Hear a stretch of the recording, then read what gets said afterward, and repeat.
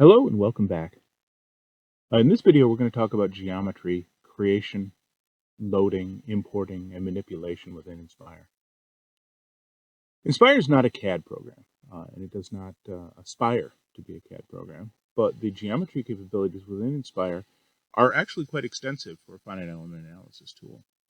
Whether we're talking about bringing in geometry from existing CAD or creating geometry within Inspire, or just simply editing, changing the geometry, making it more prone to be a good design space. Inspire has the capabilities within it to do all of those things. So when we talk about bringing geometry in, that's going to be done through File and Open. Inspire considers all forms of geometry to be Inspire files. We don't want to discriminate against any form of geometry, so we don't even import it. We just open it straight up. And as you can see from this list here, we support essentially all of the major CAD packages within Inspire, as well as the third-party transfer languages of IGES, Parasolid, and STEP. So however you want to bring your geometry in, you can bring it in. The closer you are to the native CAD data, obviously, the better you are. So this is a Parasolid file, and as you can see, it opens right up within Inspire, and now we have information in the model browser here about that. Inspire will respect the organization of your CAD geometry, so any organization that you did within your CAD system will be maintained in Inspire as well. Well, Inspire is not a CAD tool. It has some great geometry creation utilities. Well, it's typically always best to generate your geometry within a CAD program. I think you'll find it substantially easier within the CAD program you're most familiar with. The creation of geometry within Inspire is actually pretty easy. It works on the sketching concept. So if we come to our geometry and we take a look at all of the different ways that we can create things, we can see here I can create a rectangle in 3 different manners. So I'm going to come here. It will put a grid on the screen here, and that grid will be in whatever unit I specify, and I can just drag a rectangle there. And from here, I can edit the values of this. So say I want it 100 by 200 millimeters.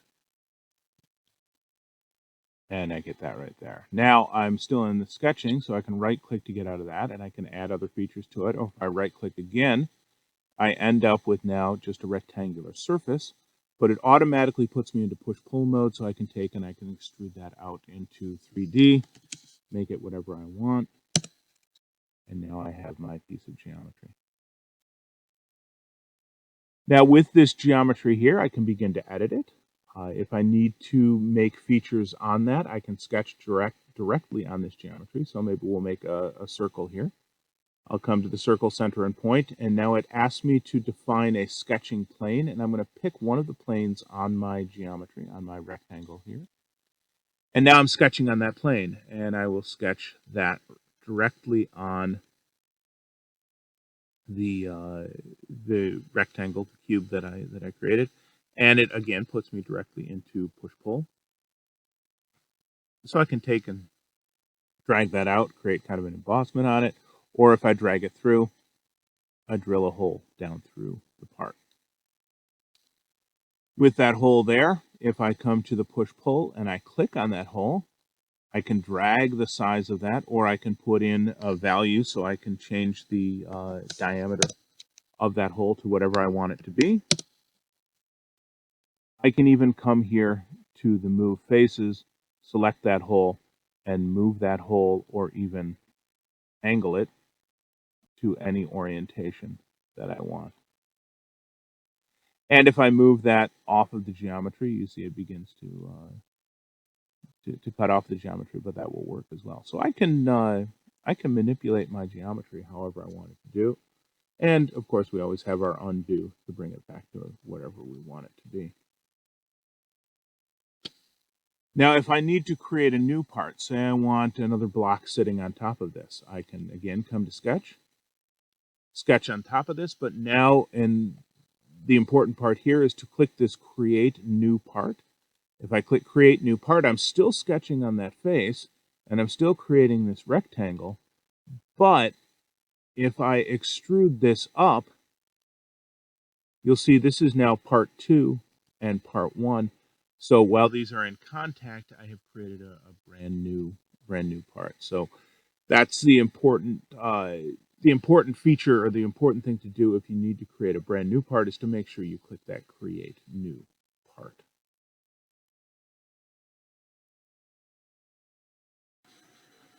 I can create more complex designs within Inspire by using the Polylines tool. So if I come up here to Polyline, again, it's going to ask me for a grid, or it's going to give me a grid. And now I can begin to create a shape. So I can come through and sketch whatever shape that I want.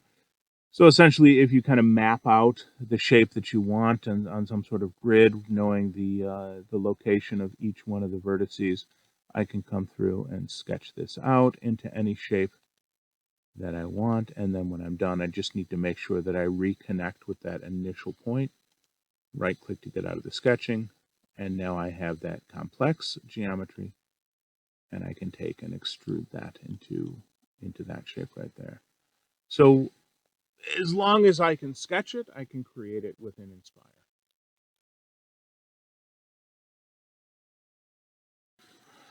We've talked briefly about PushPull already. You recall that after I create some sort of sketch, we'll do my rectangle again right here, it automatically enters me into the push-pull mode, and I can extrude that out into 3 dimensions. But even once I have geometry already created, I can come back to push-pull, and I can grab this, and I can go through and change that right there. As a little bit of a tip, sometimes it is helpful to turn off your snaps when you're doing push-pull. You'll notice as I'm kind of pushing along, depending upon where my cursor is, I'm inadvertently grabbing some snaps. So oftentimes I'll come down here and I'll just turn off my snaps, and it just allows for a bit of a smoother interaction with the push-pull. So once I have the push-pull done, I can edit any of these faces. But you'll notice here, not only would you have the linear push-pull, I also have a revolve push-pull. And with the revolve push-pull, what I can do is select that, and you see the very first thing it asks is a face, line, or edge to revolve. So I'll grab that, and now it asks for an axis to revolve about, so I'll grab that, and now I'm actually going to revolve that around. So this is useful for creating curved shapes, or I use this a lot to create spheres within Inspire. If you need to create a sphere, very simple. Just come here and new. I come and I create an arc, and I do a nice 180-degree arc, and then I'll come to my, let me turn my snaps back on, and then I'll come to the line and select that. And now when I come to the revolve, I'll select that, and I'll select my axis of rotation, 360 degrees, and I get a nice sphere there. So that's the best way to create a sphere within Inspire. Another really useful feature for push-pull is to kind of shape or contour your part.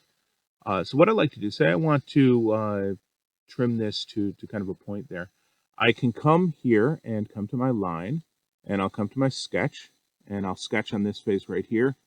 We'll actually come, I really like the snaps. I can snap from the midpoint here to the midpoint there, and then from the midpoint here to the midpoint there, and then right-click to get out of it, right-click to get out again. I have those sketches on here, and now if I push-pull those, you'll see I can take that to a point right there. So by sketching things onto the face, it doesn't just have to be a circle or something like that to create a notch in there. I can actually create a linear sketch on there and use that to shape or contour my part. Now, once I'm in the push-pull, I can also come here, and you'll notice that with an angled face, it will pull out to a sharp point.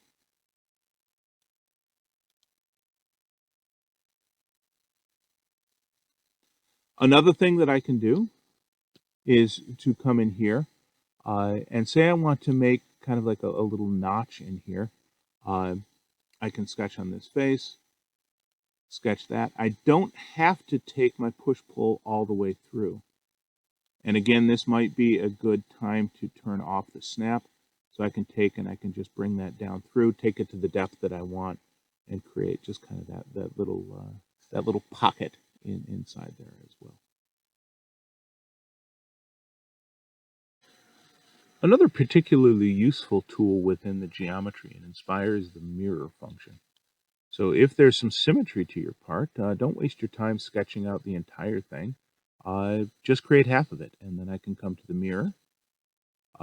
And if I just leave it as is, if I select a plane, it'll automatically determine what part that plane is associated with, and it will mirror it. And then I have the option of keeping the original or just flipping it. So if I turn off keep the original is on by default. If I turn that off, it's just going to take my original and flip it to the other side. Whereas if I keep original on, it will keep both of them. And then another nifty little feature here is instance. And it's probably best just to show you what instance does. So if I select instance and I click mirror, you'll see it will copy it. But now watch what happens if I come here to push-pull and I grab this and I begin to move it. You'll see because I created an instance, when I have an instance of another part, anything that I do to either of them is automatically done on the other.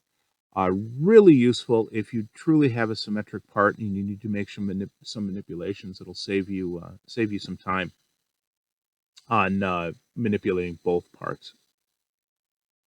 Now, one thing to be aware of is when you do have an instance, it really does do anything to the other instance.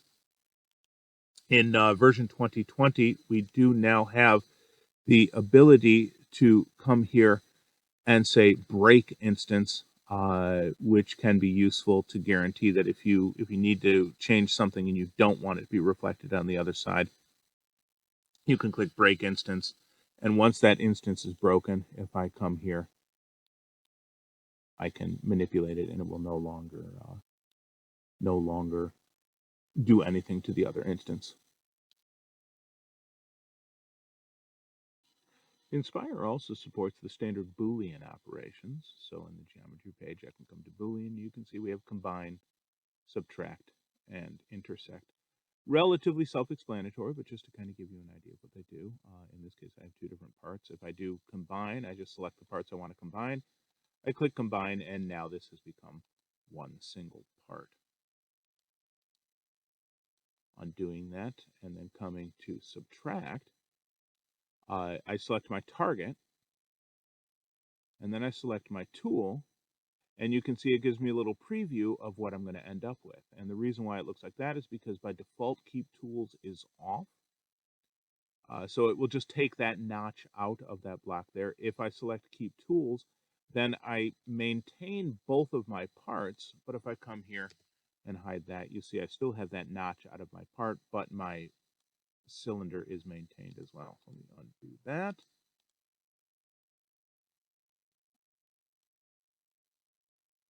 And come back here to Boolean. Finally, intersect. Intersect, I select my target. I select my tool.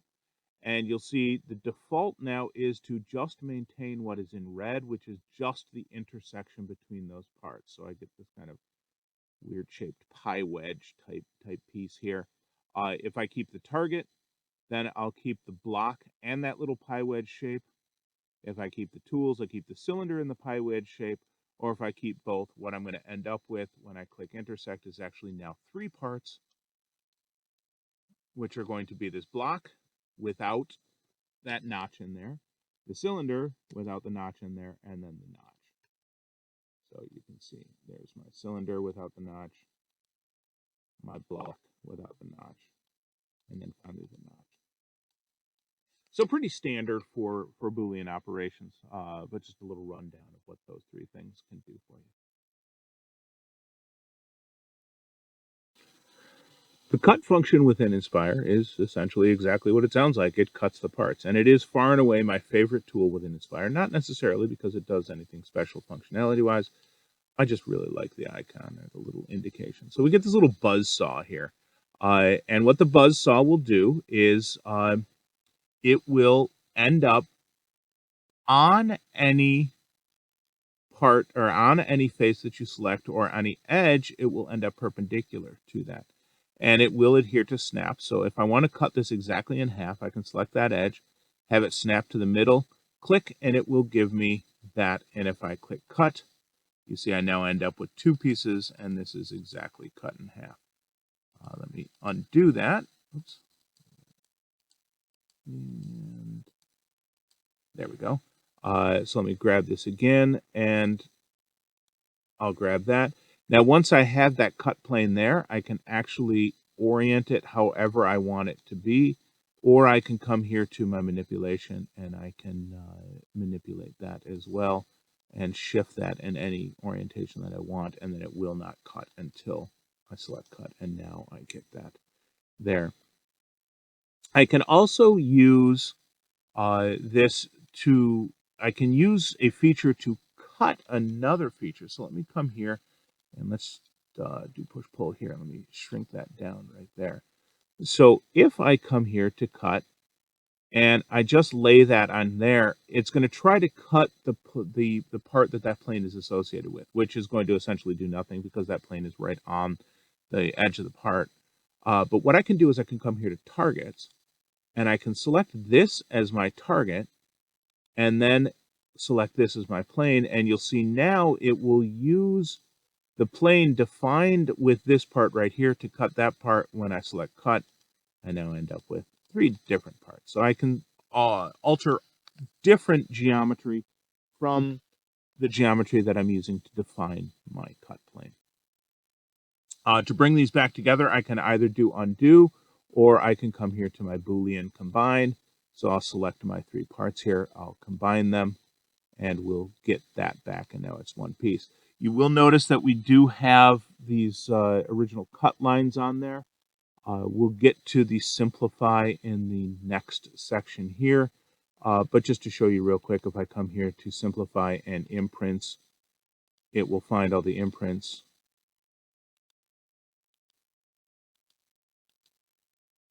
And remove them.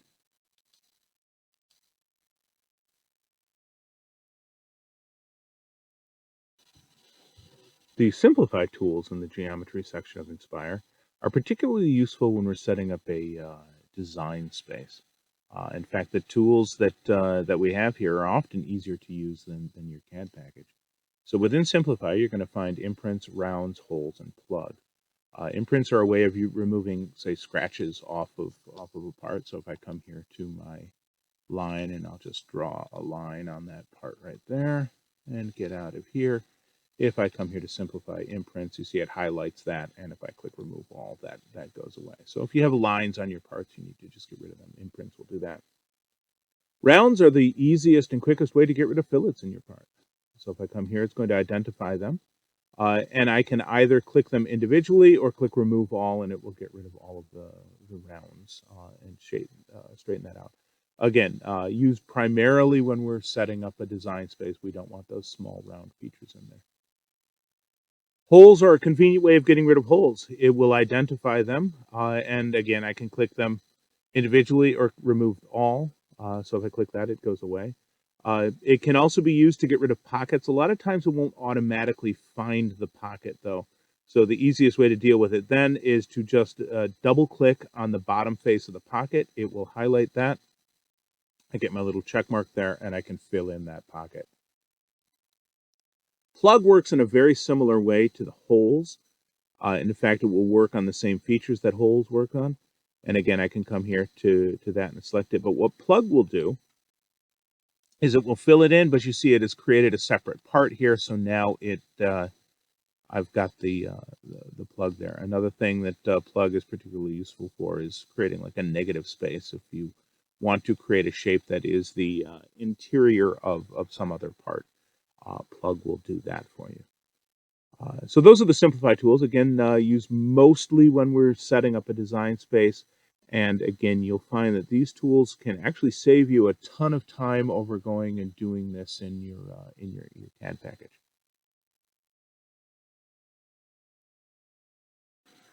Partition is another tool that's used primarily when we're setting up our optimization.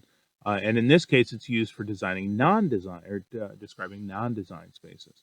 So if I come here to partition, it will identify holes, and I can partition all.